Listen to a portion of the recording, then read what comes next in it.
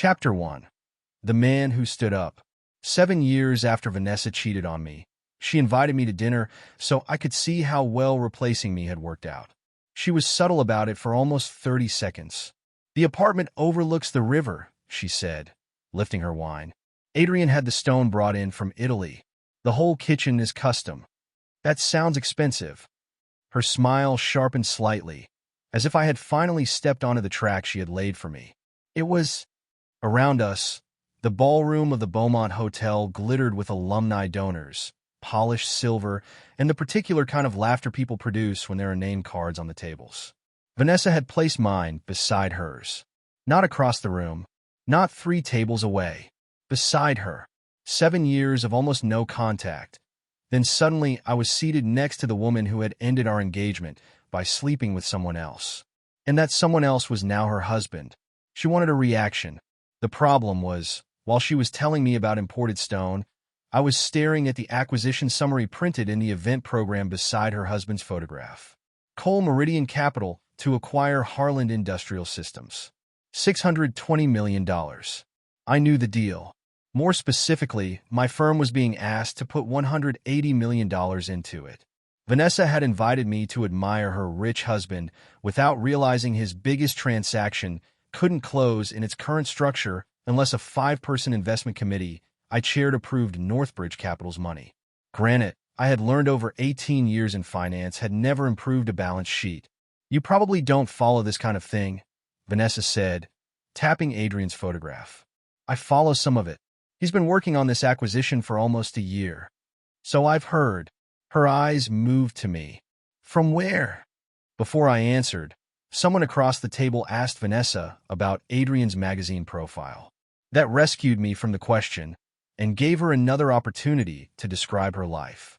Private driver, foundation board, skiing in Gushtad, a week in Singapore, a penthouse, a second home under renovation. Adrian apparently worked 25 hours a day, which made me curious which lender had financed the additional hour. Vanessa wasn't obnoxious in the obvious way. That would have been easier. She didn't say, "Look what I have and look what you don't." She didn't need to. She kept glancing at me after every detail. Waiting. Measuring. That was what bothered me. Not Adrian's money. Adrian had earned a lot of it. What bothered me was realizing why I had been invited. Vanessa wanted a witness from her old life. Specifically, she wanted the man she had betrayed to certify that the new life was better. "Are you seeing anyone?" she asked. There it was. I took a sip of water. "Occasionally." "Anyone serious?" "No."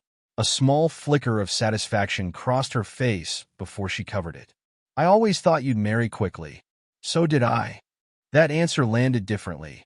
Her fingers tightened around the stem of her glass. 8 years together had taught me the little signs. For most of those years, I had believed knowing those signs counted as communication. It didn't. I knew that now. A waiter set down our first course. Vanessa said, "You never cared much about appearances." She meant it as a criticism. Maybe she always had. "No," I said. "I suppose I didn't. Adrian does. Not in a shallow way. He just understands that presentation matters." Presentation matters. She seemed pleased I had agreed. Then I looked again at the acquisition summary. Harlan's largest customer represented almost a quarter of operating profit. The materials in front of us claimed 94% customer retention through the integration period. That was an unusually optimistic number for a leveraged acquisition. "Does Adrian already have the Harlan customer renewals locked in?" I asked. Vanessa blinked. "What?" "The acquisition. Their largest customer. Did they sign a long-term extension?" Her expression shifted from triumphant host to mildly suspicious. "I don't know." "Why?" "Curious." She studied me. "You really do follow this." Before I could answer, movement near the ballroom entrance changed the energy around our table. People turned. Adrian Cole had arrived. I hadn't seen him in nearly 9 years. He was older, obviously. Silver beginning at his temples. Better suit. More expensive watch. The same quick stride I remembered from when he was 28 and thought every problem became smaller if he entered the room fast enough. He stopped twice on his way to the table to shake hands. One donor clapped him on the shoulder. Someone congratulated him on Harland. Adrian handled attention well. He always had. That was part of his talent. Vanessa sat straighter. For the first time all evening, she wasn't looking at me to judge my reaction. She was looking at Adrian, and I understood something I had spent years trying not to understand. I could see why she had chosen him. He was charismatic, visible, quick. When Vanessa and I were collapsing, I had been working 80-hour weeks building Northbridge's first institutional credit platform, postponing wedding decisions because I assumed permanence didn't require maintenance. Adrian had given her dinners, flights, urgency, attention. That did not excuse cheating, but it made the choice comprehensible. Then Adrian saw me. He stopped.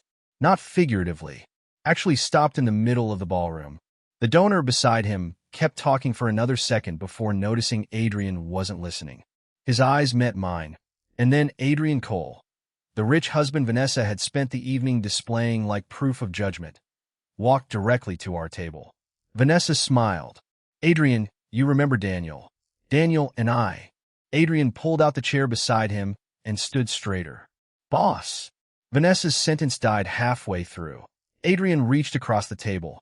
I stood and shook his hand. It's been a while. He laughed once, genuinely surprised. A while? Mercer. You vanish for a decade and show up at my wife's alumni dinner? Several heads turned toward us. Vanessa stared at him. Boss. Adrian still had my hand. Daniel gave me my first real seat on an investment team.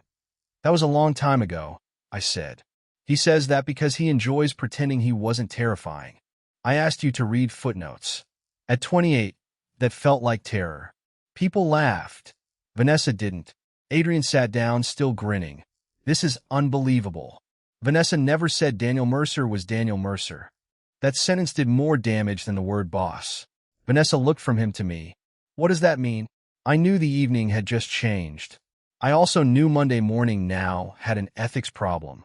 My old fiancé was married to the CEO of a company seeking $180 million from my firm, and until 10 minutes earlier she apparently hadn't understood my role. I took out my phone below the table and sent one message to Marcus Reed, Northbridge's general counsel. Cole Meridian. Personal conflict to disclose Monday. Add Priya to review. That was my first decision, not revenge. Procedure. Numbers are patient. People can lie to themselves for years. Numbers usually wait for the paperwork. Dinner continued, though Vanessa barely participated. Adrian asked about Northbridge. I kept my answers general. He talked about Harland. I asked almost nothing. Eventually, he was pulled away by two board members near the stage. The moment he left, Vanessa leaned toward me. Her voice was quiet. Why didn't you tell me? Tell you what? That you're his, whatever that was, former boss. That. You didn't ask. Her jaw tightened. You knew who Adrian was? Yes. You knew about the acquisition? Yes. And you sat here while She stopped. While I showed him off. She didn't say it. She didn't need to. For the first time that evening, I saw embarrassment replace performance. I could have helped her. Old Daniel would have. He would have softened the moment. Explained. Protected her from feeling foolish. Instead, I folded my napkin. Congratulations, Vanessa. She looked at me. You got the life you wanted. There was no sarcasm in it. That seemed to disturb her more. I said goodnight to the table and walked toward the terrace doors. She followed me. Daniel. I stopped outside. The city lights reflected against the hotel glass. For a moment, she looked less like Adrian Cole's polished wife and more like the woman who had once sat cross-legged on my apartment floor eating takeout while we planned a wedding neither of us knew how to protect. Why did my husband just call you boss? I looked at her. Because by Monday morning, the answer was going to matter a lot more than either of us wanted. Chapter 2. The part she never asked about. Vanessa sent 3 messages before I got home. The first said, "What exactly do you do now?" The second came 11 minutes later. "Adrian says you run Northbridge?" Then, "Daniel, answer me." I put the phone on my kitchen counter and took off my tie. My apartment was comfortable, expensive by any normal standard, and completely uninteresting by Vanessa's. No imported Italian stone. No furniture that required a designer to explain it. I had bought the place 4 years earlier because it was 15 minutes from Northbridge and had good windows. At 40, that probably qualified as a personality flaw. I poured a glass of water and opened a storage drawer looking for an old Northbridge partnership agreement I remembered keeping at home. Instead, I found a slim file box. Inside were old tax records, insurance documents, and one faded receipt from a jeweler. Engagement ring. 7 years earlier. I stared at it longer than I wanted to. Vanessa and I had been together almost 8 years. Engaged 14 months. By the end, I had convinced myself our history was durable enough to withstand neglect. I worked. She waited. I postponed venue tours. She stopped asking. I missed dinners. She said she understood. I believed her because believing her was convenient. Then Adrian appeared. He didn't create the cracks between us. He stepped through them. The affair lasted a little over 3 months before I found out. Vanessa's first instinct had been to say she hadn't meant for it to happen. Her second had been to list every way I had become unavailable. She wasn't wrong about me. She was wrong about what my failures entitled her to do. That distinction took me years to understand. I put the receipt back into the box. Technically finished. Properly filed. Apparently not resolved. The next morning, I was at Northbridge by 7:30. The name was etched discreetly into a stone wall behind reception. Northbridge Capital Partners. I had helped start the firm 18 years earlier with 2 senior investors and 1 insurance company mandate that everyone else considered too boring to matter. Boring had worked out reasonably well. We managed a little under $11 billion across private credit, industrial investments, and structured capital. I owned 17% of the management company. My personal net worth fluctuated depending on valuations, but it lived somewhere in the low 40 millions. Vanessa hadn't known that. Not because it was secret, because we had stopped knowing each other before Northbridge became what it was. When we'd been together, most of my money was locked inside the firm. I drove an old sedan because it worked. I rented for years because I was rarely home. Vanessa had interpreted that as a ceiling. I had treated money the same way I treated most things. Quietly. There were consequences to that habit. At 8, Marcus Reed entered my office holding coffee and the expression lawyers use when they have been handed an interesting problem before breakfast. Your email was concise. I was at dinner with the wife of the CEO, whose transaction we're underwriting. Yes. Who is also your former fiancé? Yes. Marcus sat down. This may be the most carefully documented breakup in finance by the time we're done. That's encouraging. Did you know she was married to Cole? I knew. Did you know you'd be seated with them? No. Did Cole know you were her ex? I don't know. That was one question I hadn't answered yet. Marcus tapped his pen against his notebook. Do you have any financial relationship with her? No. Outstanding property? No. Legal claims? No. Children? No. Current personal relationship? 3 texts I haven't answered. That sounds manageable. It wasn't particularly manageable at dinner. He stopped tapping the pen. Seeing her got to you? There were people in my life to whom I would have automatically said no. Marcus had known me too long. Yes. He nodded once. That answer cost me more than it should have. For years I had treated emotional control as if it required denying the existence of emotion. It didn't. The meeting with Marcus lasted 40 minutes. I formally disclosed that Vanessa and I had been engaged. I documented that Adrian had once worked under me on an investment platform almost a decade earlier. I requested that Priya Shah, our chief risk officer, become independent lead reviewer. And I gave up the ability to control the review calendar by myself. Northbridge commitments above $75 million required approval from our 5-member investment committee anyway. I was chair. I had influence. I did not have a magic button marked Destroy ex-girlfriend's husband. That detail would later disappoint Vanessa. By 9:30, the disclosure was filed. At 10, Adrian called. Boss. Adrian. Last night was unexpected. For me too. Vanessa's embarrassed. I gathered. She genuinely didn't know our history. I gathered that too. A pause. Then he said, Look, I want to make sure this doesn't complicate Harland. It already complicates it. His voice changed slightly. Not fear.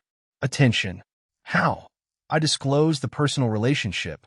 Daniel, come on. That's the correct process. I know, but we know each other. That's why it's the correct process. He exhaled. We've been working with your team for 4 months. And you still are. You're not recusing? Not automatically. Marcus is reviewing it. Priya will lead underwriting. That surprised him. I could hear it. So, you still vote? Unless counsel says otherwise. Good. He said it too quickly. That was Adrian. He heard that I still had a vote and treated the information like a solution. He hadn't yet asked how Priya felt about the deal. At 11, Vanessa finally got an answer from me. I wrote, I am a founding managing partner at Northbridge.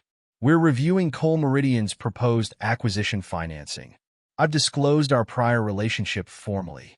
Please don't contact me about the transaction. Her reply came almost instantly. You could have told me last night. I didn't respond. A minute later, Adrian says you chair the committee. Still nothing. Then, so you can approve it? That one made me sit back. There was the assumption. Not can the deal be approved? Can you approve it? I typed, deleted, then wrote. There are 5 members. Before I could send anything else, Priya walked into my office without knocking. That usually meant she had found something. She was 46, brilliant, and completely immune to presentation. She carried Adrian's acquisition model under one arm. I read your conflict memo. Thoughts? I don't care who slept with whom 7 years ago unless it changes cash flow. That is why you're here. She set the binder on my desk.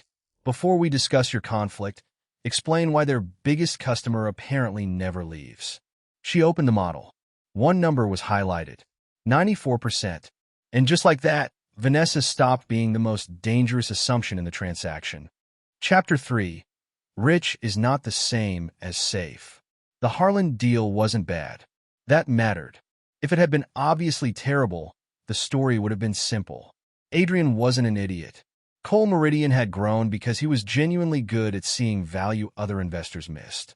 Harlan Industrial Systems made specialized components used in packaging equipment, food processing lines, and warehouse automation. Not glamorous, which meant I liked it already. The company generated reliable cash, owned valuable manufacturing facilities, and had managers who had been there long enough to remember when fax machines were considered innovation. The problem was the price. Adrian wanted to buy the entire company at a premium, finance a large portion with debt, integrate it aggressively, and refinance within 3 years after improving margins. If everything worked, returns were excellent. If one large customer left, the plan got uncomfortable.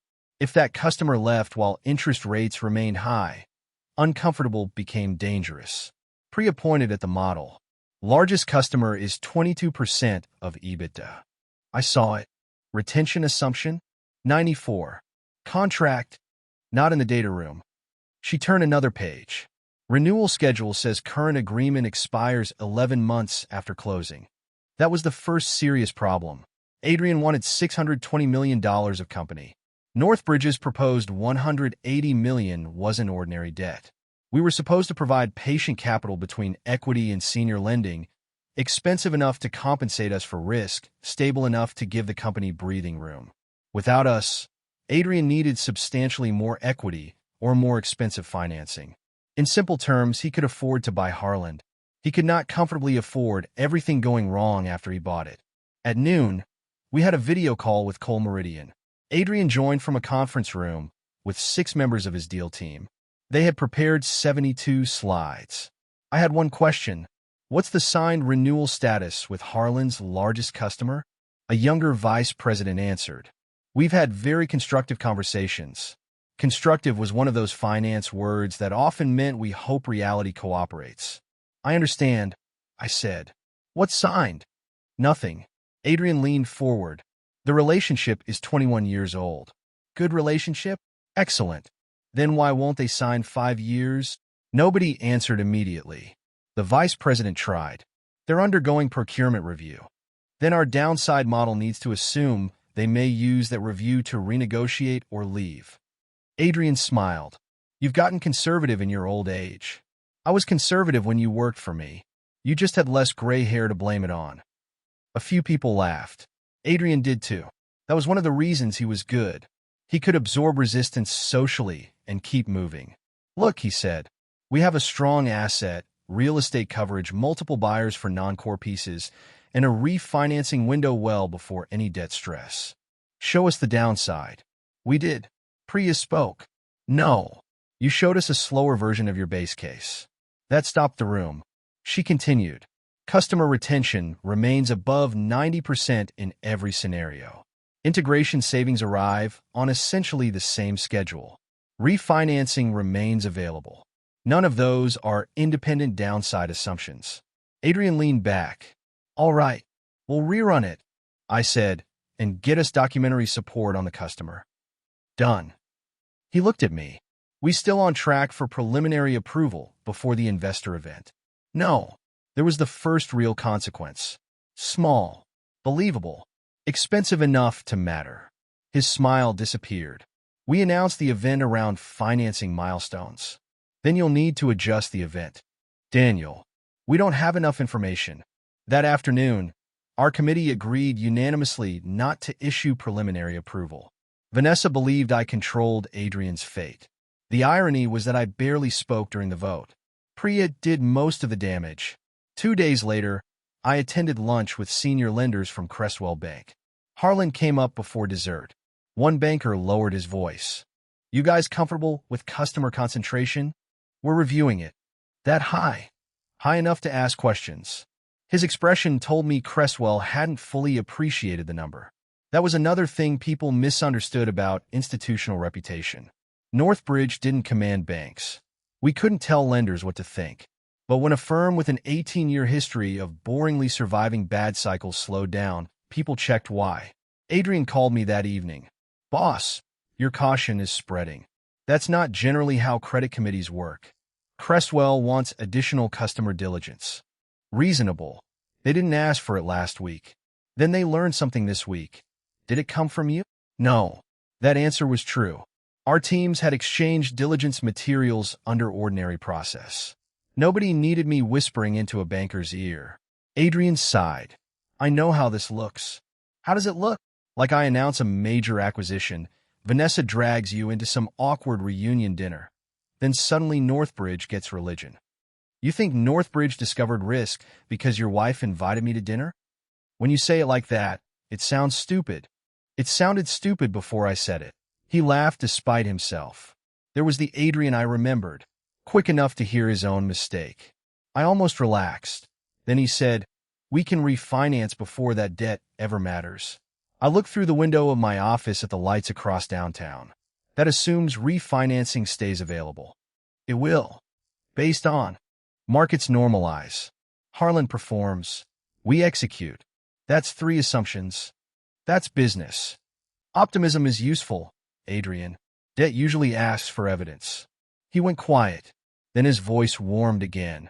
You haven't changed. That wasn't true. But I knew what he meant. Come on, boss, he said. You know I always find a way. After we hung up, I kept thinking about one word. Always.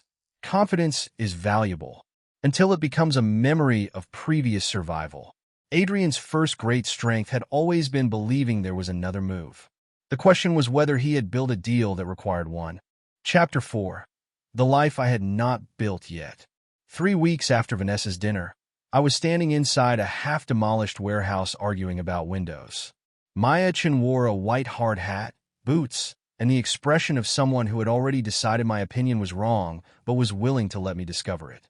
We don't need this entire section, I said. You do. Half our people work hybrid. They'll work hybrid in a depressing office too. That's not an argument for making one.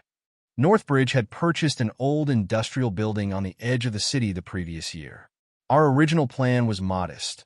Renovation, operation space, meeting rooms, a small research center. Maya's architectural firm had won the project. She had responded by proposing something roughly twice as ambitious. You're an architect, I said. You're financially incentivized to like walls.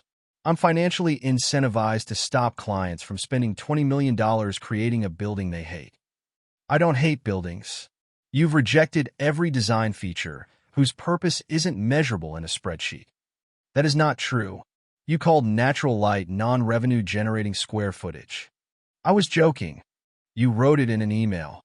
I looked around the shell of the warehouse. That sounds like me. Maya smiled. She was 37, direct without being cruel, and had the useful habit of asking questions before deciding I was emotionally deficient. Vanessa had usually assumed the answer and worked backward. At least, that was how I remembered it. Memory becomes unfair if you don't audit it. My phone vibrated. Vanessa. Again. She had sent occasional messages since the dinner.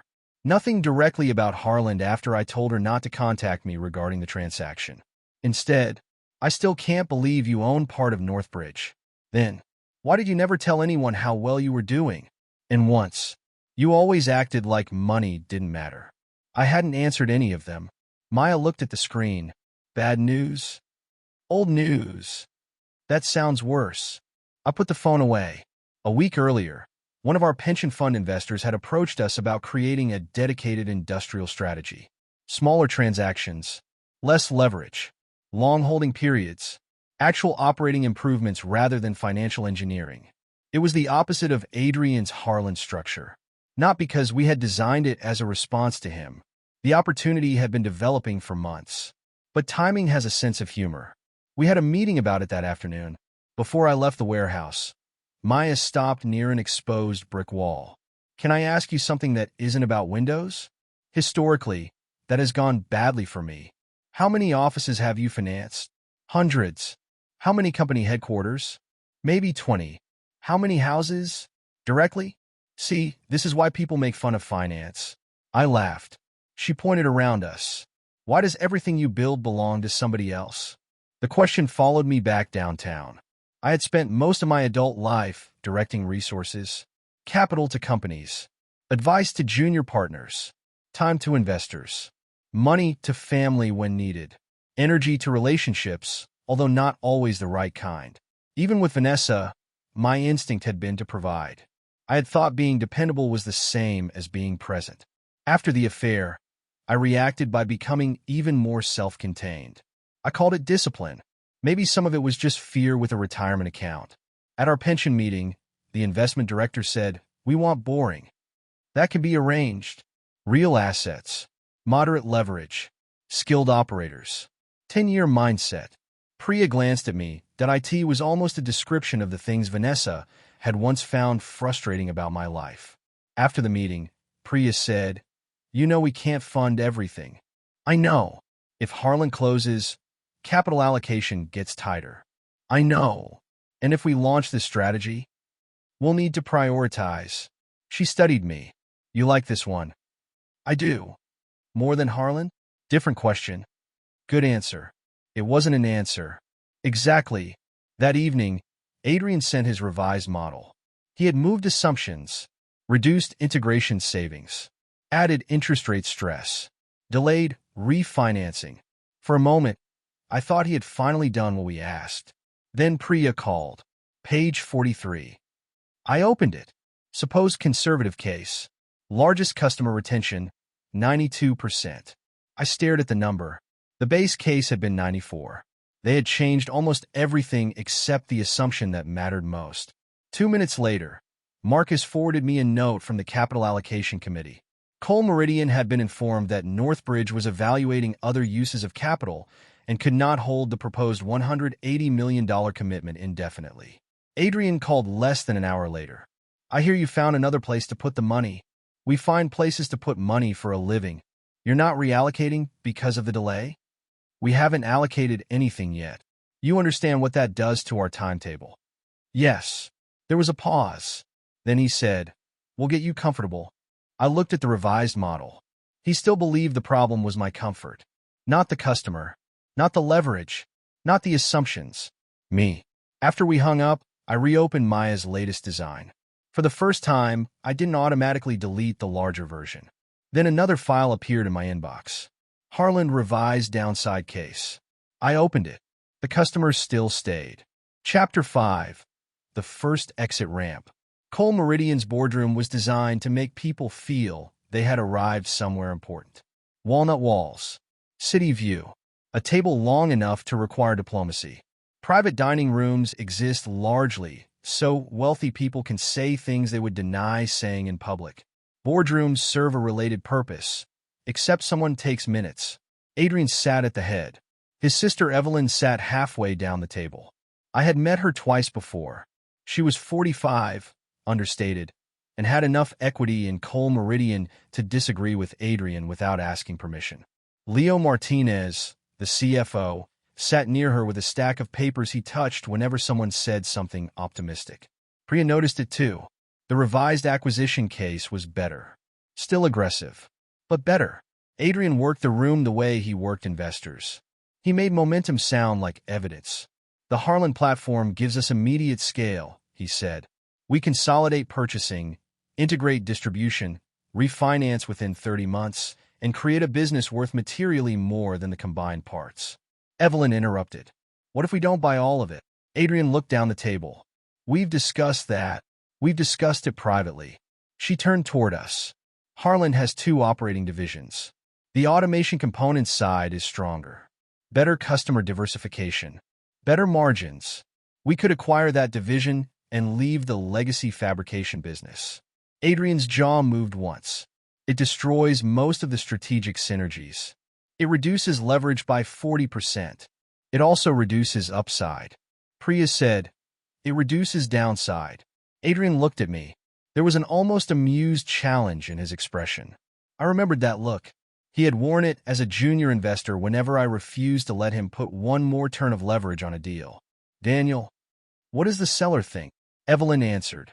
They'd consider it. Adrian said, at a worse multiple. Still financeable? Yes, Leo said. Too quickly.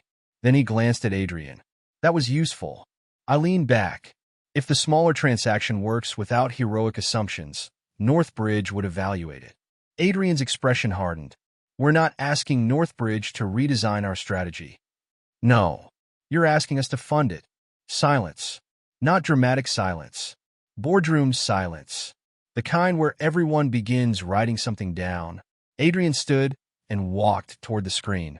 The full acquisition gives us market leadership.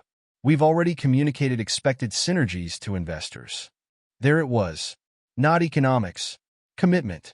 He had announced the future before securing the money required to reach it. Evelyn said, then maybe we communicated too early. Adrian turned. We're not shrinking the deal because lenders got nervous. I looked at him. Northbridge isn't asking you to shrink it. You just said you'd support the smaller structure. I said we'd evaluate it. So, what's your recommendation? That was the moment he wanted. Boss gives answer. Boss solves problem.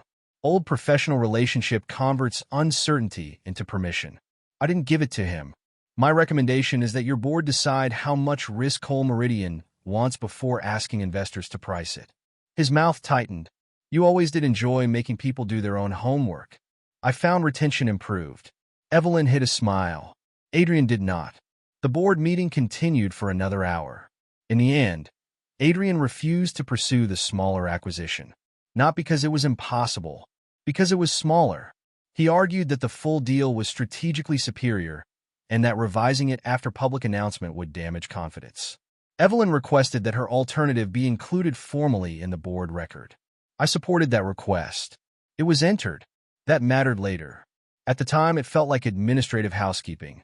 After the meeting, I waited for the elevator. Adrian stepped out of the boardroom behind me. Daniel. I turned. He shoved his hands into his pockets. For the first time that day, he looked less like a CEO and more like the younger man I had once mentored. Vanessa thinks you're doing this because of her. I pressed the elevator button. What do you think? I think you're capable of separating things. Then why tell me? Because she's getting worked up. That's between you and Vanessa. She thinks the timing is suspicious. The customer contract expires whether she cheated on me or not. His face tightened. See, that's the kind of sentence that makes it sound personal. It is personal that she cheated on me. He seemed surprised by the directness. I surprised myself. For years, I had edited that sentence into something more elegant. The relationship ended badly. We both made mistakes. We grew apart. All true. None complete. She cheated, I said. I was a bad partner near the end. Those are separate facts. Adrian looked at me for a long moment. I didn't know you two were engaged when she and I first met. I believed him. When did you know? Before anything happened. There it was. Not a villain's confession. Just responsibility. Then you had a choice too. The elevator opened. He didn't answer. I stepped inside. Before the doors closed, I said, Evelyn just gave you a clean exit ramp. His expression hardened again. We don't need one. The doors closed between us. That afternoon, Cole Meridian issued an investor update reaffirming its intention to complete the full Harland acquisition. Adrian had been offered a smaller win. He had chosen the headline. Chapter 6. The Story She Told Herself. The university alumni reception took place on the roof of an art museum. I nearly skipped it. Then Marcus reminded me I had already committed Northbridge's annual scholarship contribution, and apparently writing a check did not exempt me from speaking to people. I arrived late. That was when an old classmate named Rachel cornered me beside a sculpture that looked like a tax dispute rendered in steel. Daniel. Rachel. I heard about you and Vanessa. That sentence contained too many possible disasters. Which part? She lowered her voice. Adrian's acquisition. I felt my shoulders tighten. What about it? She said things are complicated because you chair the investment committee. Of course she had. What exactly did she say? Rachel hesitated. That there's history. That is true. And that maybe Northbridge would have moved faster if things were different. There are several sophisticated ways to damage someone's reputation. The easiest is often implication. Vanessa hadn't accused me of anything directly. She had merely arranged the facts so other people could make the accusation for her. Did she tell you I disclosed the relationship before the review? Rachel blinked. No. Did she tell you our risk chief is leading underwriting? No. Then she left out relevant information. Rachel shifted uncomfortably. I don't want to be in the middle. Neither do I. She touched my arm before leaving. By the way, she told me why she invited you to that dinner. I looked at her. Rachel immediately regretted speaking. She just said, Adrian had been doing so well. She thought it might be good for you to see how things turned out. There it was. Confirmation. The dinner hadn't been coincidence. Vanessa had invited me as an audience. I found her 20 minutes later on the terrace. She was alone near the railing. When she saw me, her expression changed. Not surprise. Preparation. You talked to Rachel. Vanessa. She misunderstood. What part? I didn't say you were sabotaging anything. No. You just told people our history complicated the review. It does. Professionally, it complicated the process. That's why I disclosed it. She folded her arms. You never told me that. I told you not to contact me about the transaction. You're enjoying this. That landed. Not because it was true. Because a small part of me had enjoyed some of it. I had enjoyed her face when Adrian called me boss. I had enjoyed learning she had underestimated me. If I denied that, I would just be lying in a nicer suit. I enjoyed seeing you realize you didn't know everything about me, I said. Her eyes widened. But no, I'm not risking $180 million to make you uncomfortable. You know what Adrian says? I usually find out eventually. He says the committee followed you into this. They haven't. He says Cresswell didn't care until Northbridge cared. Maybe Cresswell should have cared earlier. You keep calling this professional because that's what you do. You hide inside systems. That hurt because it had history behind it. 7 years earlier, she had said something similar in our kitchen. You always have a process for everything except us. Back then, I had answered with silence. This time I didn't. You're right about something. She went still. I did hide inside work. I thought paying the bills, planning for the future, showing up when something was broken, that was enough. Her anger softened slightly. It wasn't. I know. For a second, we were speaking honestly. Then she said, So you understand why I... No. The word stopped her. I understand why you were unhappy. I understand why Adrian appealed to you.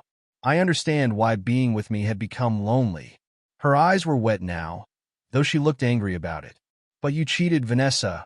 You don't get to turn my failures into permission. She looked away. 7 years. It was the first time I had said that sentence to her without trying to protect both of us from it. My phone vibrated. Priya. I almost ignored it. Then I saw the subject line of the forwarded email. Harland customer renewal. I opened it. The largest customer had responded. 1-year extension. Not 5. No long-term volume commitment. No guaranteed renewal beyond 12 months.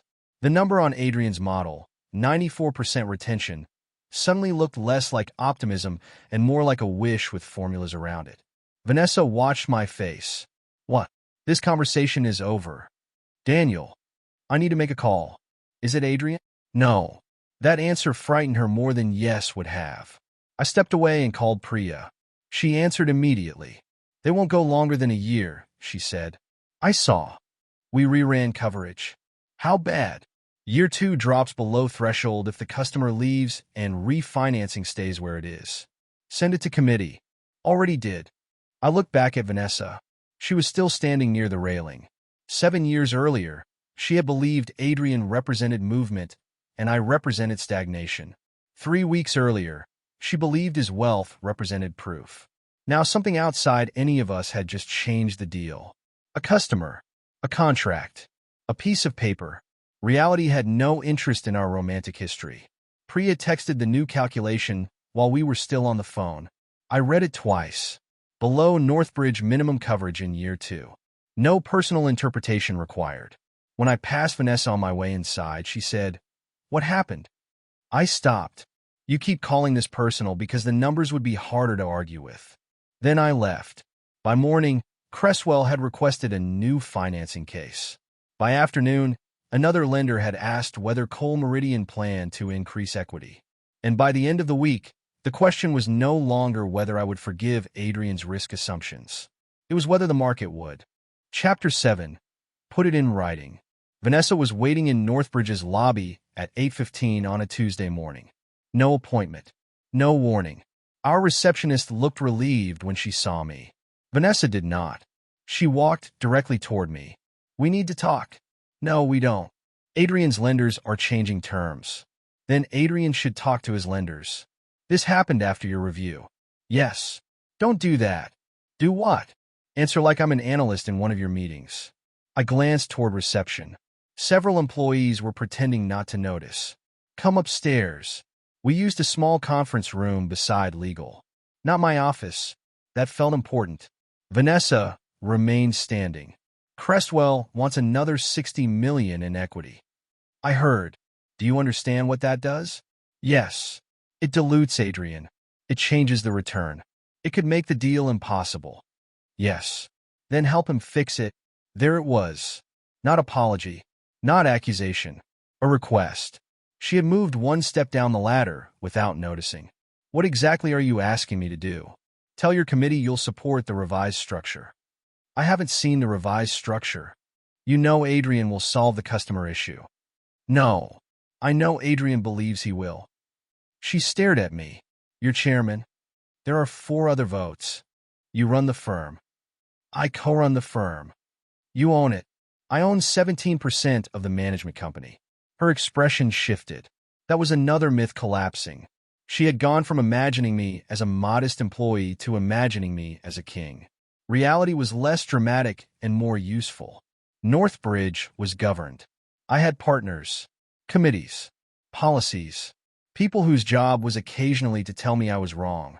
Adrian says everyone follows your lead. Did he tell you Priya led the review? Vanessa said nothing. Did he tell you I voluntarily gave up control of the underwriting calendar? Still nothing. Did he tell you I disclosed our engagement in writing the morning after your dinner? Her face changed. You did that. Before I answered, Marcus entered. I had texted him from the lobby. Vanessa looked at him. Who is this? Marcus Reed, General Counsel. He closed the door. Ms. Hale Cole. She looked back at me. You brought a lawyer? This is an active transaction involving your husband's company and my firm. You arrived unannounced asking for an investment commitment. I am not asking in an official capacity. Marcus sat down. That distinction is exactly why this conversation needs care. Vanessa looked almost offended by the existence of procedure. For years she had accused me of hiding behind systems. Sometimes she had been right. But systems also prevented someone like me from turning personal anger into institutional power. There is a difference between a wall and a guardrail. Marcus explained the conflict process. My disclosure, Priya's independent role, committee voting, document requirements, no private side agreements. Vanessa slowly sat down. So Daniel can't just approve it. No, Marcus said. Can he kill it? Not alone. that seemed to bother her almost as much. She had built a theory in which I was punishing Adrian. That theory required me to possess exactly the kind of arbitrary power she had always accused powerful people of abusing. Instead, Northbridge had done something deeply inconvenient. It had kept records. Marcus pushed a notepad across the table. If Cole Meridian has a revised financing proposal, it should be submitted formally. Vanessa looked at me. You really want everything in writing? Yes. Why? Because I had spent too much of my life relying on things people remembered differently later. Promises, intentions, assumptions, relationships. If you want me to consider it, I said, send it to the committee, not to my memories. For the first time since she arrived, Vanessa had no answer. She left 11 minutes later. That afternoon, Cresswell issued revised terms. $60 million of additional equity, tighter leverage covenants, higher pricing. Adrian called. He did not call me boss. You knew they were going to do this. No. You knew it was possible. Yes. They're following your downside case. They have their own credit team. They didn't have this concern before. Then your problem isn't that Northbridge invented a risk. Your problem is that other people can now see it. He was silent. Then, we're going elsewhere. That's your right. We have other capital. I hope the terms work. They will. His confidence had returned. Not because the problem was solved. Because he had found a new person to ask. 2 days later, Cole Meridian informed its board that a replacement financing package was being assembled without Northbridge. Vanessa's story changed overnight. Daniel wasn't blocking Adrian anymore. Daniel was irrelevant. Adrian had found another way. That was the announcement. The market would provide. I read it from my office while Priya stood by the window. She looked over. What do you think? I think capital is always available. At what price? I smiled. That tends to be the second paragraph. Chapter 8. Everyone has a price. Adrian unveiled his replacement financing at an industry conference in Chicago. Not the final terms. Just enough to create the impression of victory. He stood on stage beneath a screen that read building industrial scale for the next decade and told a room of investors that Cole Meridian had received strong support from multiple capital partners. That was technically true. Finance produces some of its best fiction through technically true sentences. I was at the same conference for a different reason. Northbridge's proposed industrial strategy had moved quickly. The pension fund that approached us wanted an initial commitment large enough to make it real. Maya was there too, speaking on a panel about adaptive reuse and industrial campuses. We ran into each other after breakfast. She looked at my suit. Navy again. I own several. I know. That's the concern. They are different shades. They are not. This one has different buttons. She stared at me. You finance billion-dollar companies, and this is where you choose risk. I laughed. That was happening more often around her. Not because she was dazzling me. Because I didn't feel like I was being evaluated. There was no performance. No comparison. At lunch, our pension investor approved the first-stage allocation for the industrial fund. $300 million, subject to final documentation. Not all deployed at once. Not guaranteed success. But real. While we shook hands, my phone buzzed with an update from Priya. Replacement financing terms received. I read the summary. Higher interest. Additional equity. Stricter cash sweeps. Mandatory asset sale provisions if leverage targets were missed.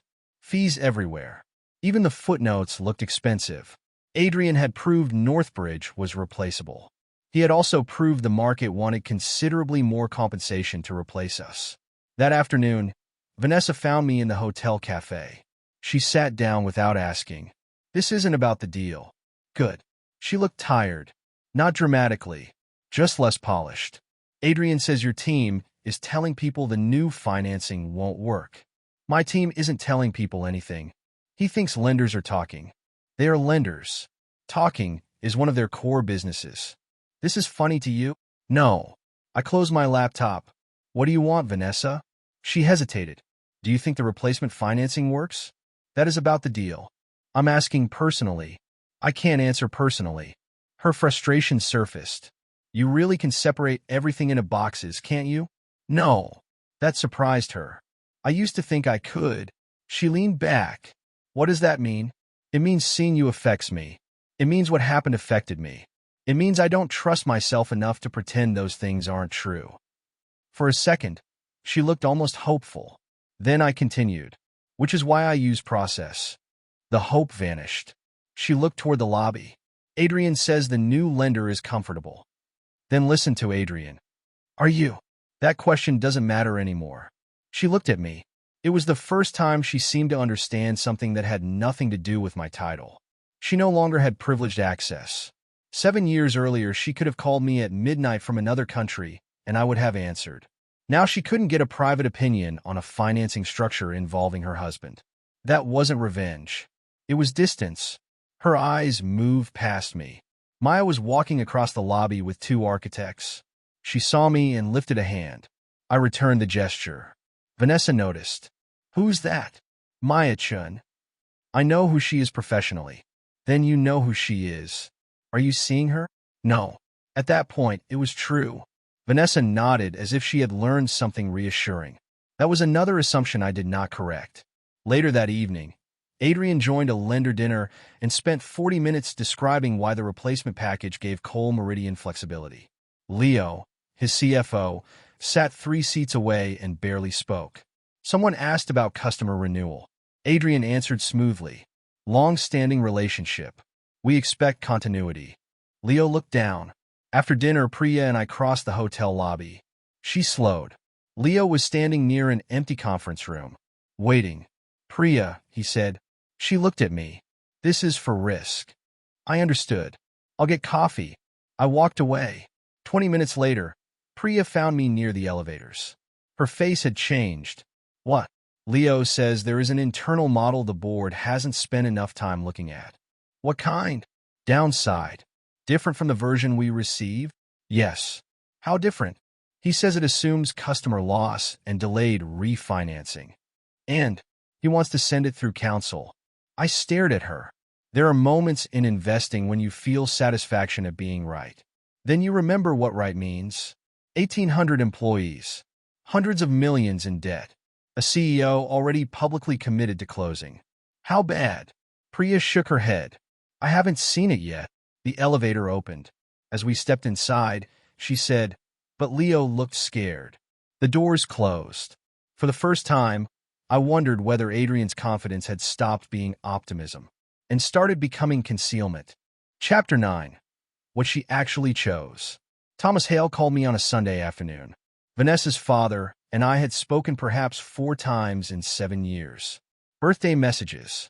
A condolence call when my uncle died. A brief exchange after Vanessa's mother completed cancer treatment. He never treated the breakup as a custody dispute. I respected him for that. I found a box of your things, he said. After 7 years, I cleaned slowly. That explains Vanessa's childhood bedroom. He laughed. Come by. I'll feed you. I almost declined. Then I thought about the file box in my apartment. The ring receipt. All the things I had labeled finished because I didn't know what else to call them. So, I went. The Hale house looked almost exactly the same. Same framed family photographs. Same crooked porch step Thomas always promised to fix. Same kitchen where Vanessa once announced we were engaged. Her mother hugged me. Thomas opened wine. For an hour, it was strangely normal. Then Vanessa walked in. She stopped in the doorway. What are you doing here? Thomas said. I invited him. Vanessa looked at the box near my chair. Oh.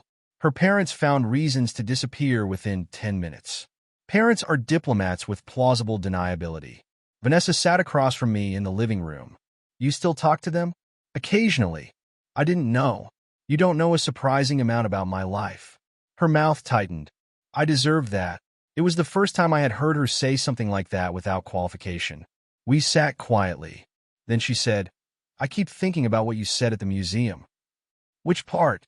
That you were lonely too. I didn't say that. You said you were a bad partner. I was. She stared at her hands. Why didn't you fight for me? The question irritated me. Not because it was unfair. Because I had asked myself the same thing years earlier. I did. No. After I told you about Adrian, you just ended it. You expected another outcome?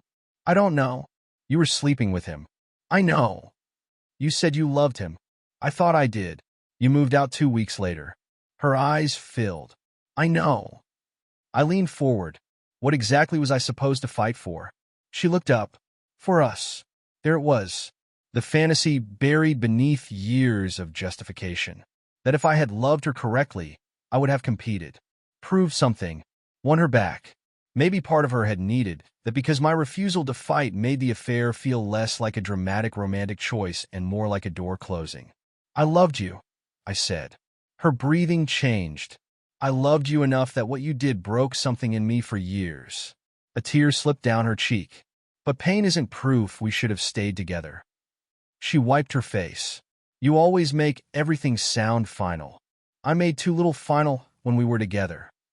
She looked at me. I used to think you didn't care. I know. You'd miss dinner, then pay for some huge thing without even mentioning it. You'd disappear into work, then solve problems nobody asked you to solve. That wasn't fair to you. No. Thomas spoke from the doorway behind me. But don't rewrite him either.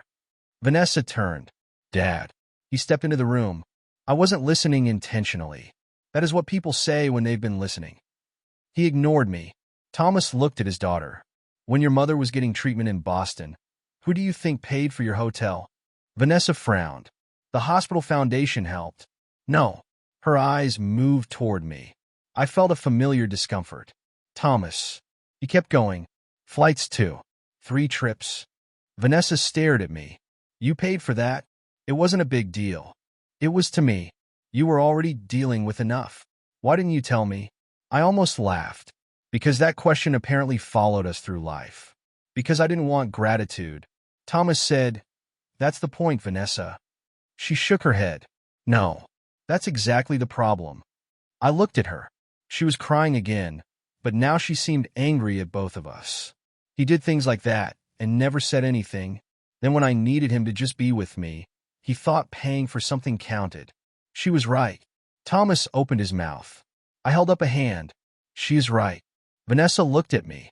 I thought competence made communication unnecessary, I said. I thought if I was loyal, if I solved problems, if I built a future, you'd understand what I felt. You never said it. Not enough. We sat with that. Then I added, But I did love you. Her face crumpled in a way I had never seen during our breakup. Maybe because 7 years earlier, anger had protected her. Now there was nothing left to win. She whispered, I thought Adrian was the opposite of you. He is in some ways. He noticed things. I didn't. He made decisions. I delayed them. He wanted more. I looked at her. So did I. She laughed bitterly. I know that now. That was the first time she said it. Not that I was richer. Not that I was more powerful. That I had wanted more too. I had simply built it quietly. Adrian's ambition arrived with champagne. Mine arrived disguised as another late night at the office. Vanessa had once thought she was choosing ambition over stability. Now she was beginning to see she had chosen one form of ambition over another. What happened with the financing? She asked. I shook my head. No, Daniel. No transaction. She nodded. The boundary held. I picked up the box and left 15 minutes later. At my car, my phone rang. Priya. We have Leo's model. I put the box in the trunk. How bad? Bad enough. What does that mean? His downside case from 6 months ago assumed the major customer leaves after year 1. And refinancing? Delayed 12 months. Coverage? Almost exactly where Cresswell has it now. I leaned against the car. Who saw it? Leo. Adrian. Senior deal team. Board? Unclear. It was in an appendix. Leo says Adrian called it too conservative and moved the base presentation away from it. That didn't mean fraud. It didn't mean illegality. It meant something simpler and more damaging. Adrian's own company had modeled the problem. Before Northbridge asked. Before Vanessa accused me. Before lenders tightened terms. He had seen the exit. He just hadn't believed he would need it. Chapter 10. The Better Offer. Adrian's next proposal came with better economics. Much better. Northbridge was hosting an investor summit at a private club downtown when Cole Meridian requested a 90-minute meeting. Adrian arrived with 2 bankers, Leo, and a revised package. Higher preferred return. Additional collateral. More fees. stronger investor protections. On paper, Northbridge would make considerably more money. Priya read the summary and looked at me. I knew that expression. It meant someone had spent a great deal of effort improving the answer to the wrong question. Adrian began. We heard you. Priya said, did you reduce leverage? We improved the capital package. That isn't what I asked. One banker intervened. The enhanced economics compensate Northbridge materially for downside exposure. I asked, does the customer have a longer contract? No change yet. Is total debt lower? Modestly. How much? The banker gave the number. Not enough. Is refinancing dependence reduced? Adrian said, the additional collateral gives you protection. Protection after what? He stared at me. After downside. Exactly. The room tightened. I turned a page. You're paying us more if the deal becomes dangerous. Yes. I'd rather the deal be less dangerous. One of the bankers smiled politely. Adrian did not. You rejected a logistics transaction last year with higher leverage than this. Priya looked up. I knew what he was doing, trying to prove inconsistency. Yes, I said. That deal offered Northbridge almost 500 basis points more than you're getting here. Correct. And you walked. Correct. Adrian frowned. That wasn't the answer he wanted. So this isn't about return. No. Everyone has a price, Daniel. That's a useful philosophy if you're selling something. His face hardened. We've improved every term, except the operating assumptions creating the risk. He pushed his chair back. What do you want? Smaller acquisition. More equity. Lower leverage. That destroys the return. It reduces the risk. We can't keep redesigning this until it looks like one of your retirement home investments. Priya's eyebrow moved. That was usually the last warning before someone regretted a sentence. I said, then Northbridge isn't the right capital. Adrian stared at me. He had expected negotiation. He had expected a price. Instead, I gave him an exit. Again. He stood. This is unbelievable. No. It's consistent. He looked toward Leo. Tell them the downside model is absurd. Leo's expression changed. Small. But I saw it. Priya saw it too.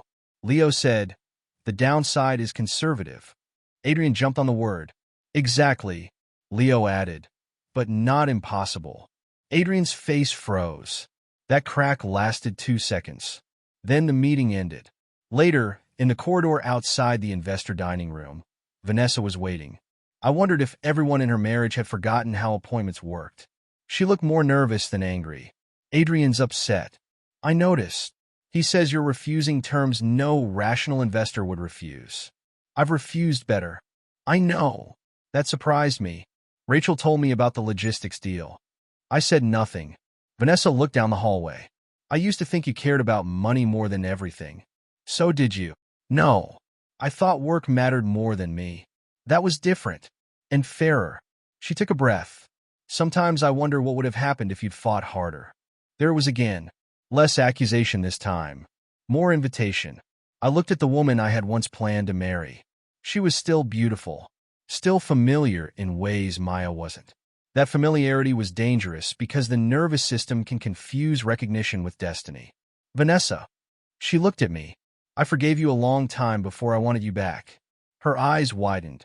Those were never the same thing. She looked away. I didn't ask you to take me back. No. But you thought I was. I think you're trying to find a version of the past where one different decision fixes everything. She swallowed. Maybe. I did that too. What changed? I stopped treating regret like a plan. For a long moment, neither of us spoke. Then she asked, are you seeing Maya? I considered avoiding the question. Instead, not yet. Yet.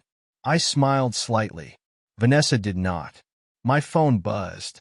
Emergency Coal Meridian board meeting. 48 hours before seller exclusivity expired. Evelyn had called it. Attached to the notice were 3 agenda items. Financing status. Downside case review. Founder authority for transaction guarantees. Adrian had spent months trying to make the price better.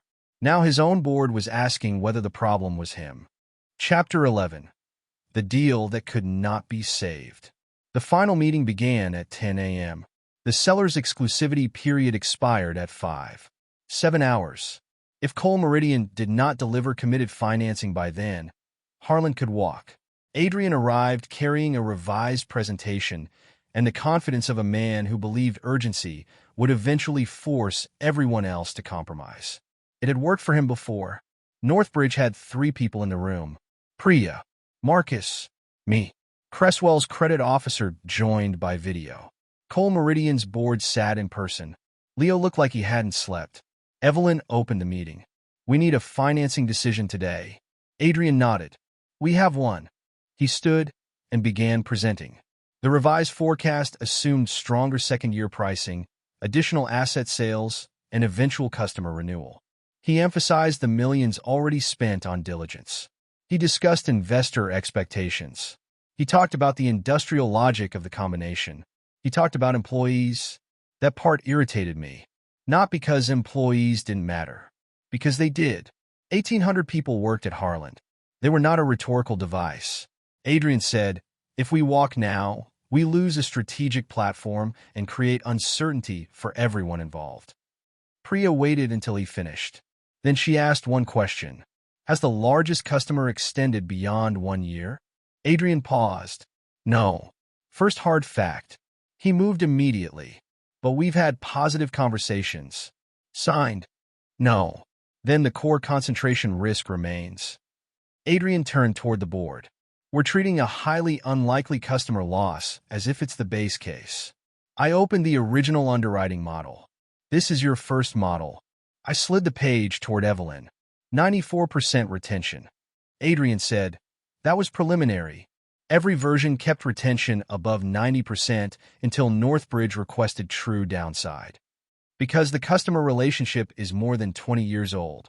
Cresswell's credit officer spoke from the screen. We agree the relationship is strong. We do not underwrite contractual certainty based on relationship length. Adrian's jaw tightened. He changed defenses. Fine. Assume we have a temporary revenue decline. The refinancing window still gives us flexibility. There it was. The sentence from weeks earlier. We can refinance before that debt ever matters. Priya turned toward Cresswell. What are current replacement debt economics? The credit officer gave the numbers. Higher spread, tighter leverage, lower advance rate, mandatory cash sweeps. Adrian interrupted. Current economics. Markets can change. The banker said, they can improve or worsen. Adrian looked toward Leo, which is why the internal downside case was deliberately extreme. Leo's face tightened. Evelyn looked at him. Leo? He cleared his throat. The downside case was conservative. Adrian nodded, but not extreme. Adrian turned slowly. Leo continued. It assumed customer loss after year 1, 12-month refinancing delay, and lower integration savings, which we agreed was unnecessarily punitive. You said it was unnecessarily punitive. The words sat there. Adrian's voice dropped. Careful. That was his worst moment. Not yelling. Not threatening. One word to his own CFO. Careful. Evelyn leaned forward. No. He should be accurate. Leo opened a folder. We produced the model 6 months ago. Was it provided to the board? She asked. It was included in an appendix to the strategic review. Discussed. Leo hesitated. Briefly, Adrian said, because it wasn't realistic. Priya slid Cresswell's current case beside Leo's model. The numbers were remarkably close. Not identical. Close enough. A problem once dismissed as too conservative had arrived through completely independent channels. Customer uncertainty. Refinancing cost. Coverage pressure. Nobody had manufactured it. Nobody needed revenge to explain it. Adrian's confidence shifted into irritation.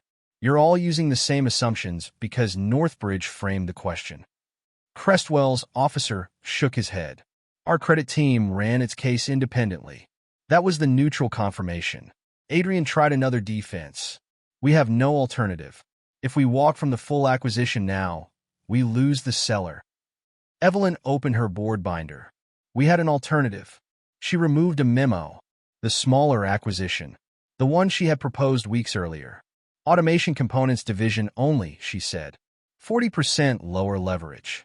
Better customer diversification. Adrian's face changed.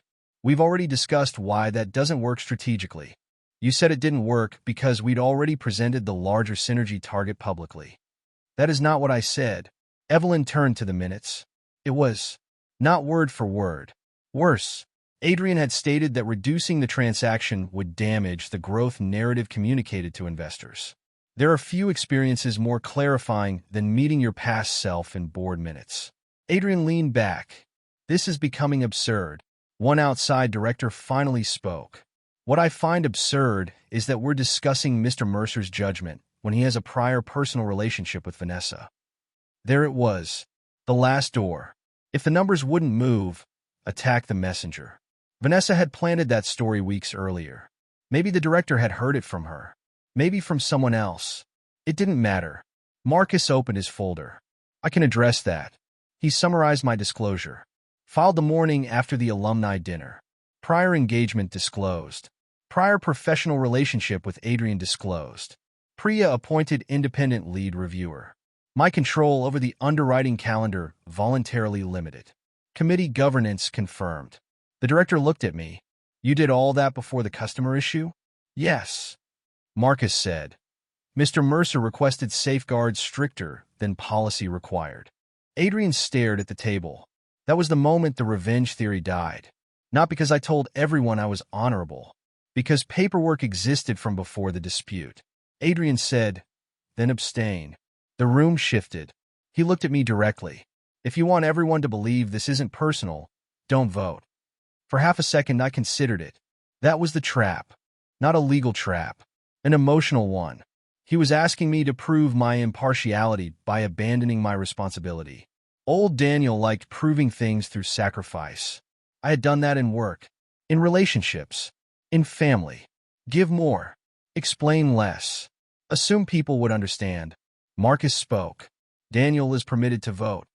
Adrian said, I'm not asking what's permitted. No, I said. You're asking whether I'm afraid of being blamed. His eyes met mine. I understood his assumption then. He believed I would compromise because I wouldn't want to be remembered as the bitter ex who killed his acquisition. He was wrong. Not because I wanted to kill it. Because I could live with being misunderstood better than I could live with funding something I believed unsafe. Adrian pulled out one final sheet. We'll increase Northbridge economics again. Priya closed her binder. Adrian pushed on. Additional preferred return. Enhanced collateral. Higher commitment fee. I looked at the page. It was lucrative. Very lucrative.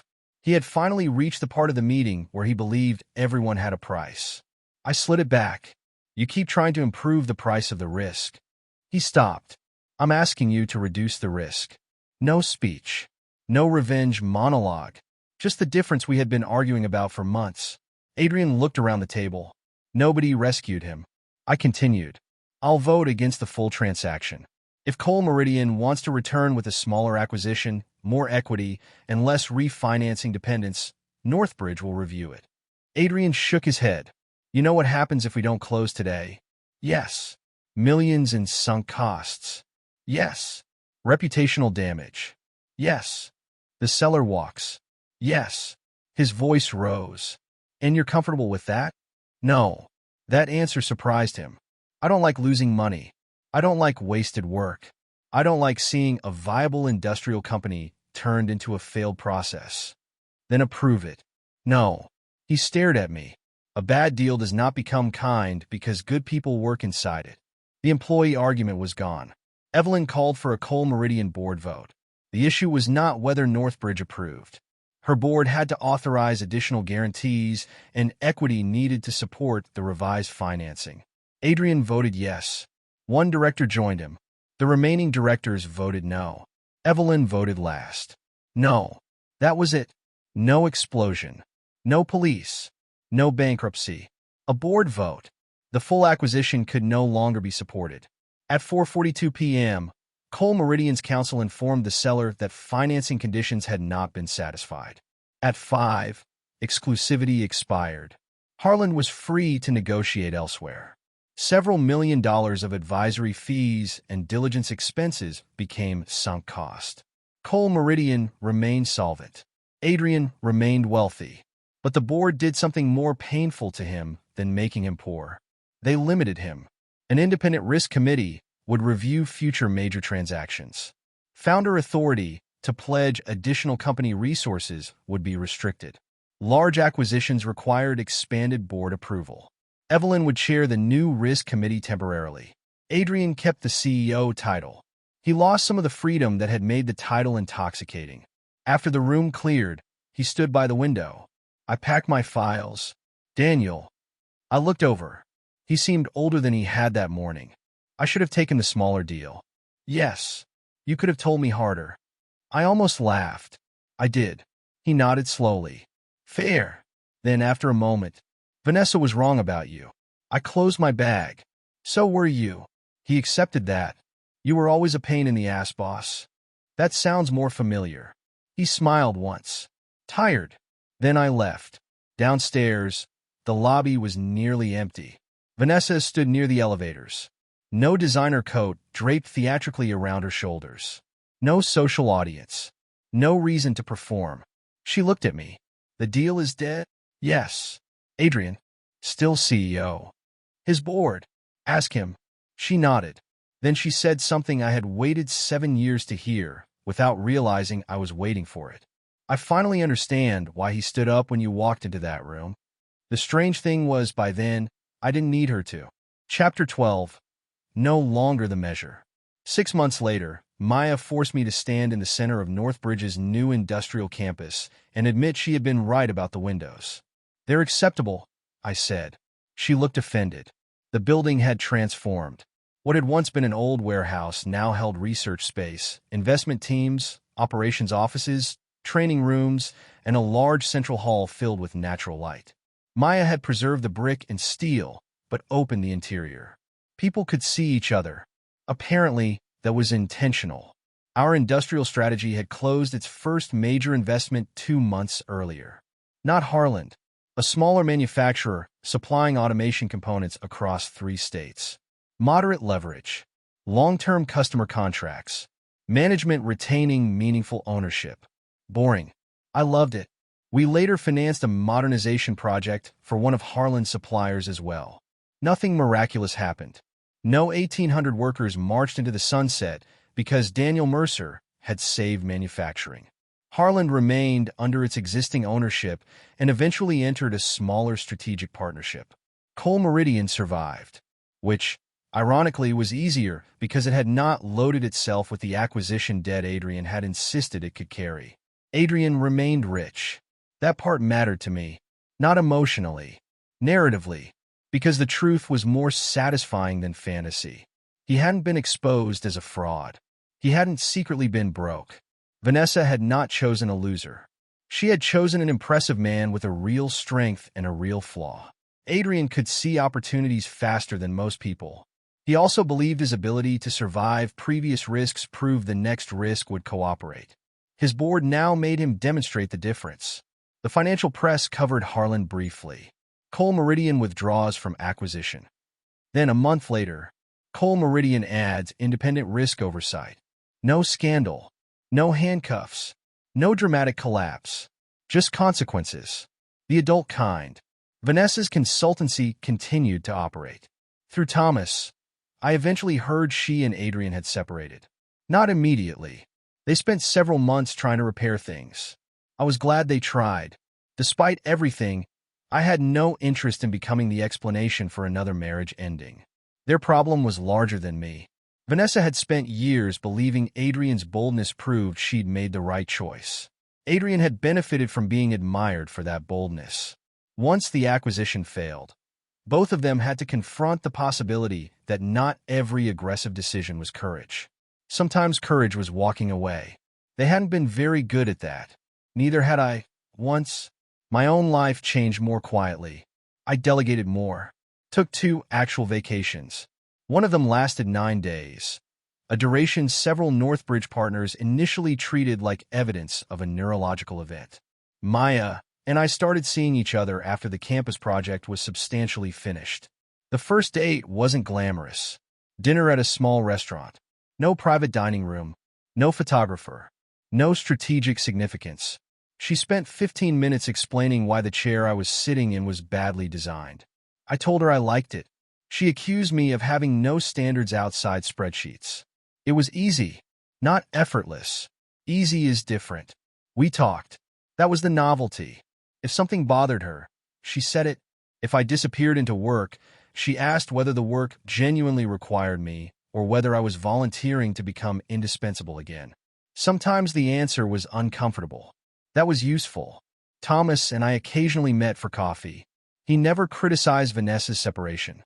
He never told me I had been the better choice. He remained her father. That was how it should have been. One afternoon, near the official campus opening, our receptionist called my office. Daniel? Vanessa Hale Cole is here. I looked through the glass wall toward the main atrium. Maya had wanted glass everywhere. Transparency, she called it. A nightmare for anyone trying to hide from former fiancés. Send her up. Vanessa entered my office 5 minutes later. She had changed. Not physically, exactly. She still dressed beautifully. Still carried herself like someone accustomed to being noticed. But the nervous energy around status was reduced. She looked around. This is incredible. Maya will be pleased someone noticed. She designed all of it, most of it. Vanessa looked toward the windows. You finally built something for yourself. That surprised me. How did you know that phrase? Maya said something similar in an interview about the project. Then I'm suing her for disclosure. Vanessa laughed. It felt strange. Normal. She sat across from me. I came to apologize. You already did. Not properly. I waited. The dinner, she said. The first one. I invited you because I wanted you to see Adrian. I know. Her eyebrows lifted. Rachel. Rachel. Vanessa looked embarrassed. I wanted you to see the apartment. His success. The acquisition. Everything. Why? She looked down. Because some part of me still needed to prove I hadn't made a mistake. There it was. 7 years compressed into one sentence. I told myself I was being friendly, mature, that enough time had passed. She shook her head. I wanted you to look at him and regret losing me. I leaned back. I did regret losing you. She looked up.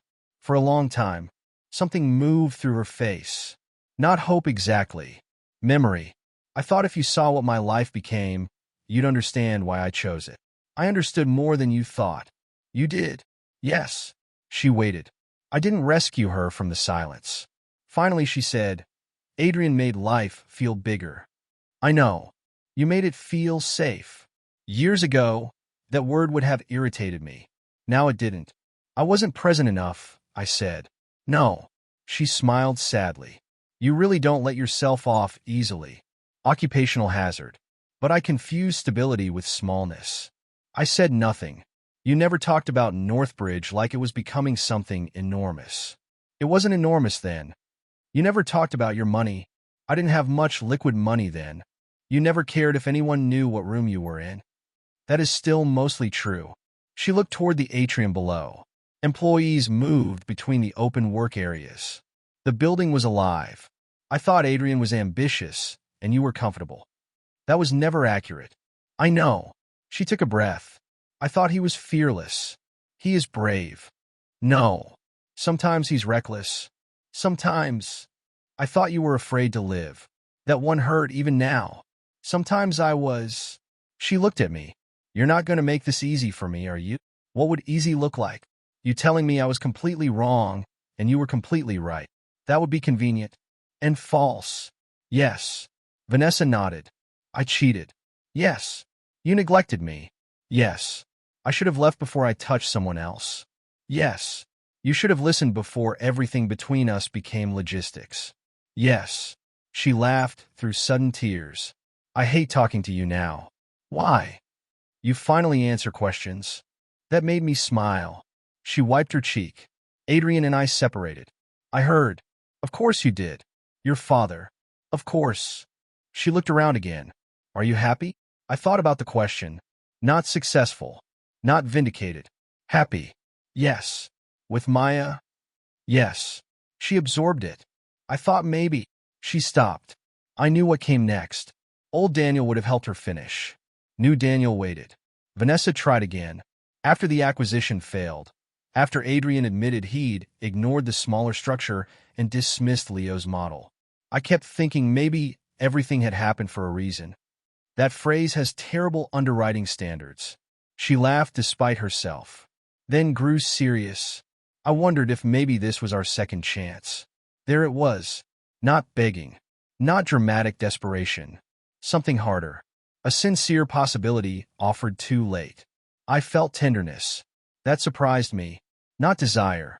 Tenderness for who we had been.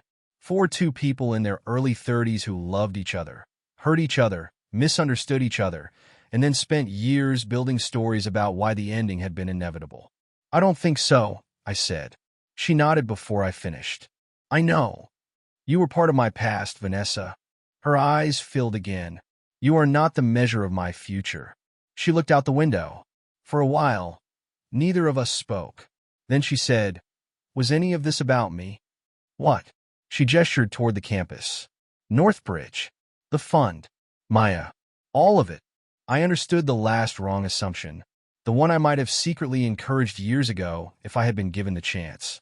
That success could be revenge. That if I built enough, earned enough, became respected enough, the woman who underestimated me would eventually look back and certify my value. For a long time, maybe that fantasy had lived somewhere inside me. By then it felt strangely small. The fund existed because our investors wanted it. She smiled. Very romantic. The building existed because Maya refused to let me renovate cheaply. More romantic. And Maya. I stopped. Vanessa waited. Maya is not part of a message to you. Her expression changed. Not wounded. Understanding. No, she said. Of course she isn't. I walked Vanessa downstairs. At the entrance, we stopped beside the new Northbridge sign. Employees passed behind us. Cars moved through the lot. Maya was across the courtyard talking to a contractor. She saw me. Vanessa saw her see me. No drama. No territorial gesture. Maya simply smiled. Vanessa looked back at me. You know what the stupidest part is? What? I thought that dinner would close the argument. What argument? The one in my head. She gave a small laugh. That I chose the better life. I looked toward the building. Then toward Maya. Then back at Vanessa. Maybe you chose the life you needed to choose. That is incredibly annoying. So I've been told. She hugged me. I hesitated only a second before returning it. There was no electricity. No reopened door. Just goodbye finally arriving 7 years late. Take care of yourself, Daniel. You too. She walked toward her car. I watched for a moment, then went back inside. In my office, I opened a cabinet looking for an old property file. Behind it sat the box I had brought from Thomas's house. I had forgotten it was there. Inside were photographs, a concert ticket, an old apartment key, and the jeweler's receipt. The engagement ring. I unfolded it. For years, that receipt had meant cost. Not the money, the years, the betrayal, the person I believed I had been before Vanessa chose someone else. I used to think victory would be her seeing the receipt and understanding what she'd thrown away. Then I thought victory would be Adrian failing. Then being richer, more respected, more necessary. All of those things had one flaw. They still made Vanessa the judge. I walked to the shredder beside the filing room. The receipt disappeared in 3 seconds. No music, no revelation. Just paper becoming strips. When I stepped outside, Maya was waiting near the Northbridge sign with 2 coffees. You're late, she said. 30 seconds. I have standards. I've heard. She handed me a cup. Behind us, employees moved through the building she had designed, and I had almost refused to build. Sunlight filled the main atrium. Apparently windows had survived my underwriting. Maya looked at the building. Still think it's too much. I took a sip of coffee. We bought some very expensive windows. She sighed. And, fortunately, they came with a building around them. She laughed and started walking. I followed. I didn't look back at the parking lot.